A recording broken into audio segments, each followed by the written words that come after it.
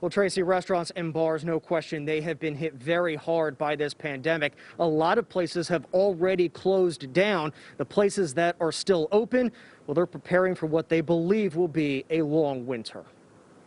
We're trying to weatherproof. The outdoor setup at Taqueria Amor on Main Street in Manayunk looks more like a permanent fixture these days. Private tables, heaters. They do have heat, but you still want to bundle up. What concerns restaurateurs and bar owners now is how long. Winter only officially started yesterday. And there's evidence that those restrictions are working. And Philly's health commissioner says they'll stay for another 2 weeks beyond the original expiration date of January 1st. Not surprising to some around here. I personally believe it's going to happen possibly until after St. Patty's Day. Bruce Cooper's family owns Jake's and Cooper's Wine Bar. A couple weeks ago, they started selling bottles, turning their unused tables into a holiday storefront. But we're still getting people. That's the great thing about the wine store behind me. Like, we have people still coming in. Dr. Farley pointed to a graph showing a slower rise in cases in the city compared to the state when you look at when indoor dining and activity restrictions were put in place. He says the spike after Thanksgiving lasted about 10 days. We'll begin to see the effect of Christmas in the last few days of December.